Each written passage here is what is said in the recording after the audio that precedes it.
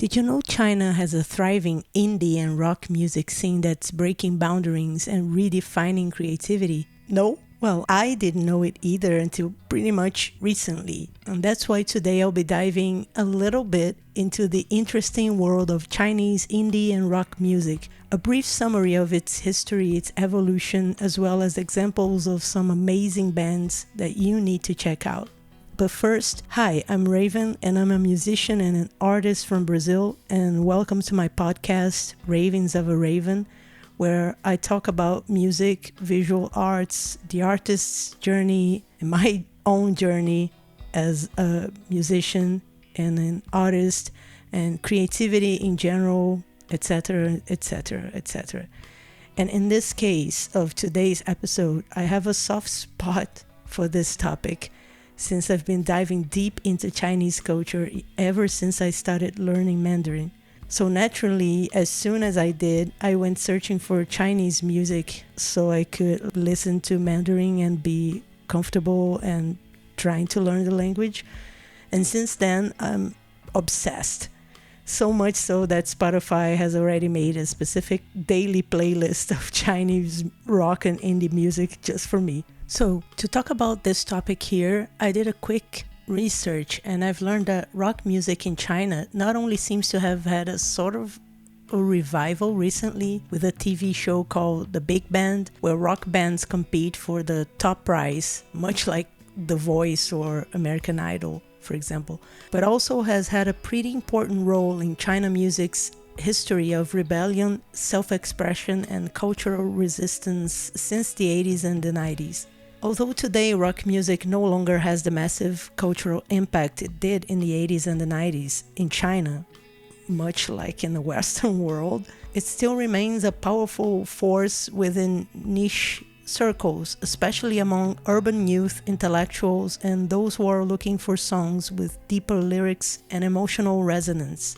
I think much like here, the Western world, I can speak for the whole Western world, but I can speak for Brazil, and it's more or less like this over here too. For example, I've read that music festivals are booming now in China after the pandemic, and rock bands are all over it. I've also noticed many of my favorite artists from the Western world now going on tour and including China, which is something huge. I've never seen that before, and I'm really glad this is happening. It makes me smile. And even though there seem to still be some obstacles in a way, live houses and festivals, even though they are growing, the infrastructure for supporting indie and rock music acts is still developing compared to more commercial genres like mainstream and pop idol culture. But even so, rock music's authenticity and rebellious spirit continues to resonate with young fans. And I like the sound of that because this sounds better than what's happening, at least in Rio right now. I can speak for the other cities in Brazil, the other states in Brazil. And it's kind of sad right now, like looking at the rock music and rock bands. I think there are many. It's not the same as it was in the early 2000s. I think a little before the pandemic. I think after the pandemic, it's just vanished everything. And I thought we were coming back from it like middle to the end of 2023, but it's not happening. And I don't see it happening anytime soon, although there are some nice things going on here, but it's always on the same places, it doesn't grow further than that, and this is what is sad. And I think, at least for what I've read, that in China it sounds a little bit better. I hope so. I don't know. I hope so. I wanna believe. So I think maybe that's why it's easier to find more Chinese indie bands and indie music than Chinese rock music and bands.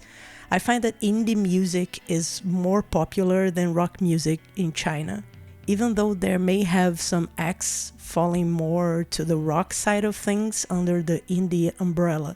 In any case, I've read that indie music has grown significantly in the past decade. fueled by the internet, streaming platforms, and a growing need for diverse and non-mainstream sounds, especially among millennials and Gen Z fans, who seem to value more individuality, creativity, and authenticity more than their older counterparts. Anyway, one thing that I always find fascinating and that makes me love Chinese rock and indie music is the fact that they often incorporate traditional Chinese instruments, melodies, and themes in the songs, creating this unique fusion of Eastern and Western sounds. And I'm just in love with it. One of my favorite bands of all time right now is Fulu Show, or Flo Ruit Show in English. They were a band of three sisters, and even though they're not together anymore as a band, I adore their music.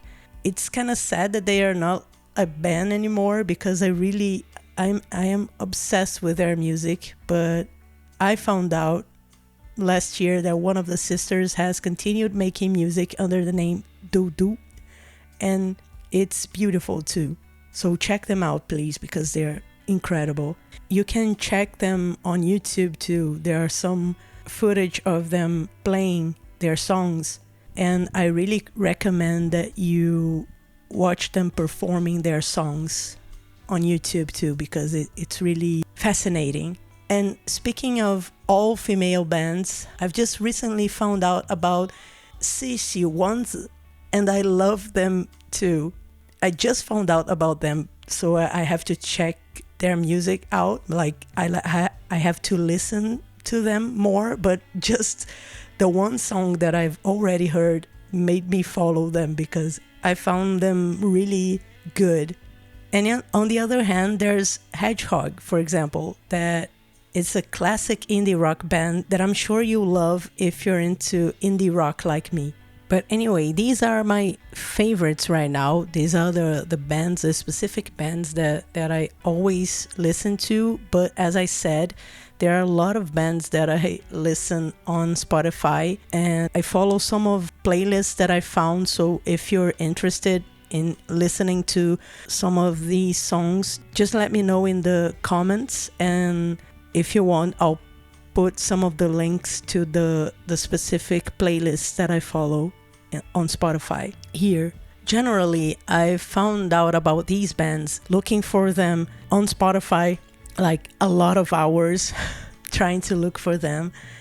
And also on Reddit, I've made a lot of research trying to find bands and playlists, and going over one and then going over another one and over and just looking for bands that were related to those bands that I was finding out about. And Bandcamp, a lot of hours looking through Bandcamp search engine and listening to songs and listening to artists and trying to find the ones that I really enjoyed. I'm still in a process. This is a process. I like doing that. I really enjoy finding out music for myself. I like speaking to people who always do that and love doing that, and like trading, like we're trading like cards or something. And so I'm still in the process of doing so, and probably I'm gonna do another one of these episodes like in the near future as I'm gathering more and more bands under my belt. So all this to say that there are some streaming platforms, some Chinese streaming platforms that I've read about that seems interesting to go on and try to search for more bands. But since they are all in Mandarin, I've been lazying about that right now because my Mandarin is not that good. Like reading Mandarin is really difficult. I know tell Google to translate for you, but it's never that easy. There are some things that they don't translate, or some things that are really confusing. So it would be better if I improved my reading. But maybe this is another way for me to enjoy learning Mandarin too, and I think this is the next phase for me to go. If you're interested too and want to go there, even though if you know how to read Mandarin, go ahead. You probably already know those websites, but if you're interested, either way, there are platforms like NetEase Cloud Music and QQ Music and Douban. And these are, I think, the most important ones that I've read about. Maybe there are more, probably there are more. And if you know more, please let me know, because I'm always interested in going places where I can find more music that I'm interested in. I read that they have become hubs for indie artists to share their work and connect with their fans. Specifically NetEase, I've already heard about it. I was like about to release one of my songs. I think it was my last song that I went into the distributor, and there was their NetEase, and I was like, oh my God, my song is going, at least trying to go to China, and I didn't even know. I don't know if they accepted it. I never went into NetEase and looked for my name, but it's cool just like to know that it's possible.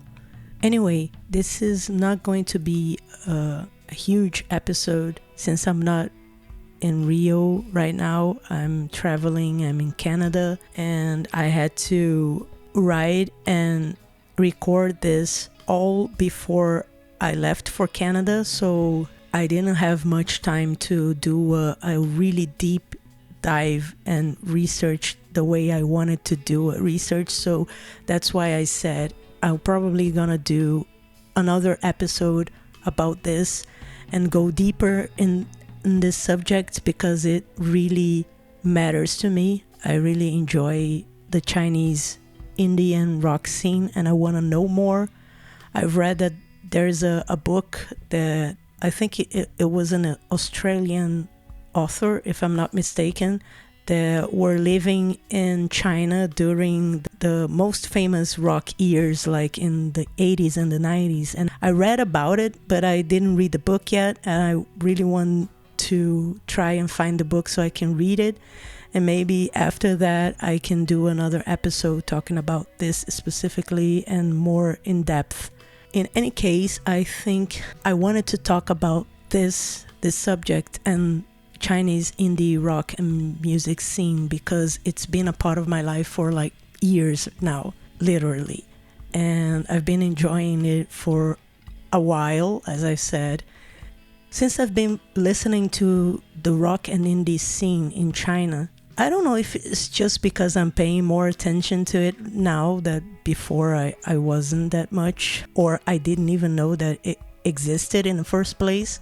I've been noticing that I think the things that I've been reading and the people that are saying that are kind of right. I've been seeing more of a focus on festivals and rock music and indie, especially indie music, becoming a little more popular, and like more people that are not Chinese or Asian finally discovering those bands and this kind of music. That's what I'm trying to say. On the other hand, like I said before, it seems like Western artists are more interested in going to China. I think China is becoming a little more open for people from other countries, like Western countries specifically, because I'm telling you, it was not like that. And it wasn't like many years ago. It was 10 years ago, 15 years ago. It's not like a lot, you know. It's been really fast. It seems like out of nowhere, the people that I enjoy that are Western artists that would never go to China. They would go to sometimes to Vietnam, to always Japan, and many times Korea, South Korea, and sometimes they would go to Singapore, sometimes they would go to Taiwan, but never ever to mainland China. And in my ignorance, I was like, oh, okay, they don't let Western people play there or something. I don't know what the rules are, so maybe they don't let Western people play there. That's plain ignorance, because as many people here, we don't know anything about them. I've never learned anything about China, practically nothing. And when I was a kid studying history, and I really think this is sad, extremely unfortunate. It's not only China. I'm just talking about China because I'm talking about Chinese music right now, but other countries too. I don't know anything about Vietnam except for the war. I don't know anything about Singapore. I don't know anything about Korea or Japan except for the war. It seems like we only talked about Asia when it was about the war. And I'm saying all this because it was pure and plain ignorance, thinking that it was only like, oh, they don't let people get in there. But I don't think it was just that. I think it was some of the artist's faults, or the management of the artist's faults too. I don't know if they didn't think they have fans there, or maybe it was that. Maybe it was like, oh, we can't reach the fans in China, so why are we going there? Maybe it was that. Maybe it was something more. I don't know. I can't speculate here. I'm not here to speculate, but I'm really glad that this is changing now, and I really enjoy the exchange of music. You know, I really enjoy, like, I'm a Brazilian. I like the mixing of things. I enjoy this. I think this is the best thing that ever happened in the whole world. I don't understand people just wanting to try to be in a place and don't talk to anyone else. I'm not like that. So I like mixed stuff. I like when people exchange ideas, exchange music, exchange art, learn with one another. That's who I am. That's what I believe. And I really enjoy what's happening right now, what seems to be happening in this specific subject about music, and specifically indie and rock scene, that I think it's becoming a little more open and becoming a little more seen in China, and also the public that likes those things are becoming more maybe seen by the Western world, so the bands are interested in going there and seeing that there are a lot of fans. I just seen like Cigarettes After Sex opened one night in Shanghai, and it was like sold out in less than a week, and they had to open another date. I thought it was amazing because they are so niche down. I know that many people, or at least most people, have heard about them, not exactly heard their music, but heard about them, yes. But one thing is you hearing about them, other thing is you enjoying the music and going to their concert to watch it, to watch the concert, to watch them play. So I was really happy that this is the first time that they are going to China, and it's already sold out in Shanghai. And I know there are a lot of foreigners there that probably are going to that show, that live there. They're probably going to that concert. But I don't believe it's only foreigners. I believe that there are many Chinese fans also. And I know specifically about that because I've already watched a video like 2 years ago that there were two Chinese girls talking and they were listening to Cigarettes After Sex. So I'm pretty sure maybe they are in Douyin, that's a TikTok, a Chinese TikTok version app, and maybe they're there, like their music is there. So if it's there, they will listen to it if they like it, and I think it's really fun. I really enjoy it. It makes me happy. So if you're now interested in getting to know more about the music in itself, Chinese rock and indie music scene, I encourage you to dive deeper on the bands that I've told you about here. And if you, like I said, if you want the links to some of the playlists that I found in Spotify, I can put them on a pinned comment here. If I see that there are people interested, I'm gonna do that. So I hope you enjoyed this episode about Chinese rock and indie music scene. I hope it made you at least curious about it, like to check it out, at least those bands that I told you about here. And if you also enjoy Chinese rock and indie bands and know of some really good ones that I didn't mention here, please, please, please, I urge you to comment below this video and let me know, because I want to know them. I want to know if I already listened to them, if I didn't, and if you put it on a comment, then other people that are interested in those bands are going to be able to listen to them too. And I already thank you for it in advance, because this is really something that I really enjoy. And please tell me what's your favorite Chinese indie or rock bands too, if you have them. And if you don't know them, and listen to the ones that I mentioned here, and tell me which one was your favorite. And anyway, if you enjoy this episode, please leave a like. It really helped this podcast to get to more people. And consider subscribing for more of this. And if you like this conversation, if you like to get deeper in this kind of conversation, and if you like to read, and if you like newsletters, there's a newsletter now.